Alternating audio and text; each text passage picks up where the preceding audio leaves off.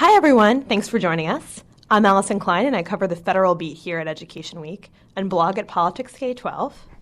And I'm Cavanagh. I cover state education policy for Education Week. As everyone knows, the midterm election is less than a week away. Control of Congress could flip from Democrats to Republicans, so that would be a pretty big deal for a lot of legislation, including the reauthorization of the Elementary and Secondary Act, aka No Child Left Behind, and the future of Race to the Top.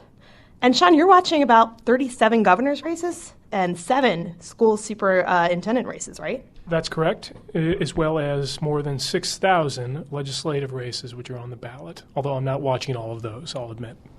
Right, that would be a lot of CNN for you there, Sean. Okay, well, let's get to it. So let's start with the federal races, since those always seem to get a lot of attention. Alyson, when you look at these congressional races that are on the ballot, what are the major education issues you hear being discussed on the campaign trail this fall? The federal government approved a whopping $100 billion for education under the American Recovery and Reinvestment Act, aka the stimulus. Most of that money went to help shoring up state budgets. And then over the summer, they provided another $10 billion to stave off teacher layoffs in the Edgy Jobs bill. Those are some pretty big numbers, and a lot of people are worried that the federal government is just spending too much.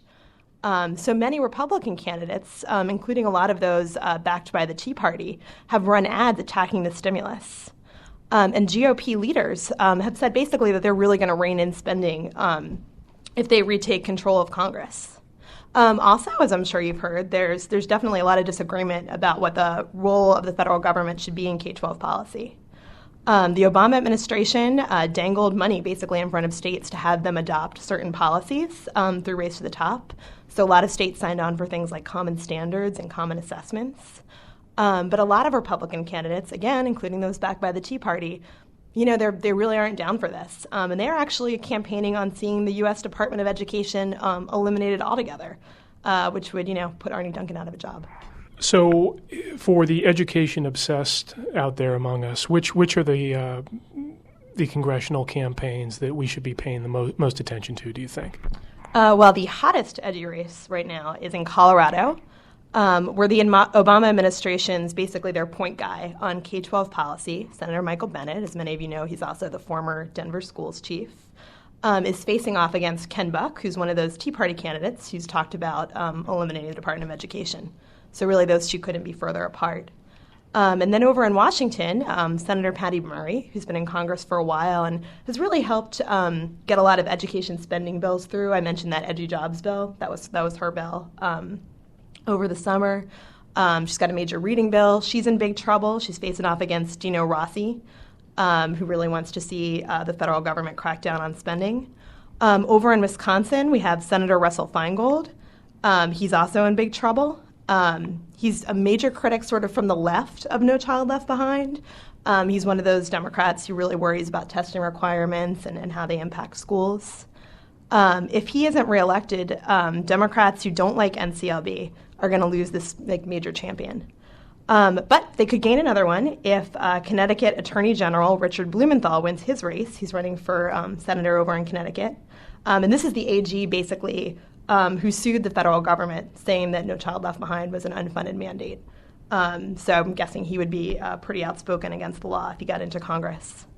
And then again, as we mentioned before, there are a few Republicans out there vying for Senate who've been really outspoken in their opposition to the NCLB law. They don't like the Department of Education in general. That includes Rand Paul. He's running out in Kentucky. And Sharon Angle, who's facing off against Majority Leader Harry Reid in Nevada. And then it looks like control of the House will probably flip. There are some members of the House Education and Labor Committee who are in trouble, and that includes Carol Shea Porter from New Hampshire and Dina Titus from Nevada, and both of those are Democrats. So everyone's talking about how there's a possibility that the Republicans could take control of the House or even the U.S. Senate. If that happens, what would it mean for education policy, do you think? Well, it's definitely going to mean less money for K-12 education, or at least no more major spending increases. And I think no matter which party wins, there's no way in the world that Congress is going to approve any more money to stave off layoffs. I mean, there's going to be no more edu bailouts, no more stimulus money. It's just not something that anybody really wants to see.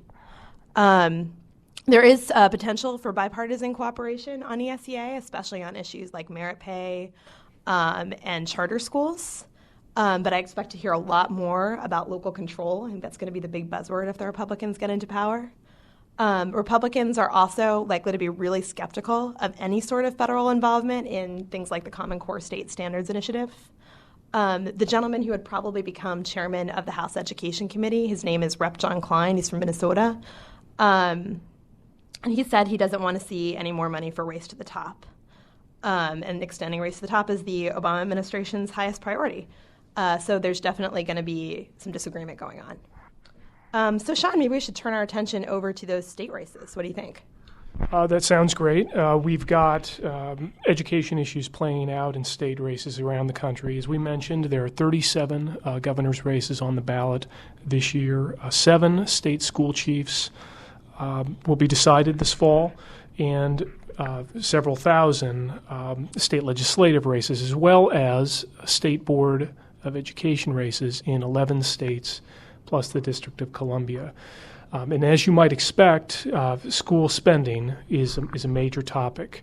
At least 46 states faced budget shortfalls when adopting budgets for the upcoming fiscal year, and so they've been forced to cut programs and cut jobs. And even though education has traditionally enjoyed sort of a protected status in school budgets, now states are in a tough spot. And so you have candidates who are either promising to hold the line and maintain spending on schools or find ways to cut, in some cases by cutting programs or reducing state obligations through things like teacher pensions. So, second issue is, as you mentioned, the involvement of the federal government in state and local policy. A lot of conservative state-level candidates have railed against federal spending, even if this is emergency aid, saying that they're worried about a federal intrusion in state and local policy, which is where education is typically decided in this country. Some of that federal money, such as through the Race to the Top program, is supporting ideas that have been appealing to conservatives and to Democrats on charter schools and merit pay, but still the criticism is still there. So it sounds like we see some of the similar issues playing out in both the federal and state races. So, what are your top races? What are the ones that those edu geeks out there are going to be interested in? I think the edu geeks might be most interested in some of the biggest states are hosting some of the most entertaining races. You've got, in California, you've got Republican Meg Whitman, the former chief executive officer of eBay. She's put more than $100 million into her own campaign. She's vowed to cut the size of state government in California, which is really strapped for cash and has been for several years now. She's talked about doing that by cutting pensions through the state pension system. And that has drawn the opposition of the state's powerful teachers' unions, who are backing her opponent, Jerry Brown, the Democrat who, as a lot of people will remember, was the governor of California in the late 70s and early 80s. And then in Texas, you've got Republican Rick Perry, the incumbent, who's been one of the strongest critics of federal spending anywhere in the country. He refused to have his state participate in the federal Race to the Top program. He's running against former Houston Mayor Bill White, who basically says that a lot of Perry's opposition to federal involvement amounts to grandstanding. And you also have pretty clear dividing lines in other state races on education. In Iowa, for instance, you've got an incumbent who's behind in the polls, Chet Culver, the Democrat, who is touting his state's voluntary preschool program. But his opponent, the former Iowa Governor Terry Branstad, the Republican, is opposed to that program. He says it's cost too much money and that the state should instead be providing help to young children based on their need, not simply across the board. Okay, so as you look into your crystal ball, what's your guess on how states' education policies could shift as a result of the election? I think that if you see Republicans take control of governor's offices and state legislative chambers, you'll probably see more efforts to support issues like school choice, charters, merit pay. But at the same time, you may see more concerns raised about federal involvement, including the Race to the Top program. We'll have to see if these concerns about federal involvement result in state legislators raising doubts about if they really want to execute some of the ideas that have been laid out in the Race to the Top program, or if they view that program as creating too many strings for states, as has been stated by a lot of conservative candidates around the country. Oh, well, thanks, Sean. It definitely sounds like the federal role and spending are sort of the buzzwords of this election. Yeah, I definitely think so. And I think that we're seeing that at both the federal and state level. It's not surprising given what the country's gone through and given the amount of emergency aid flowing to the states and to local governments. So that wraps up our preview of election 2010. For more information, check out Alyson's coverage and my coverage on our website, edweek.org, which also includes a 50-state map highlighting governors, superintendents, and federal races around the country. Thanks for joining us.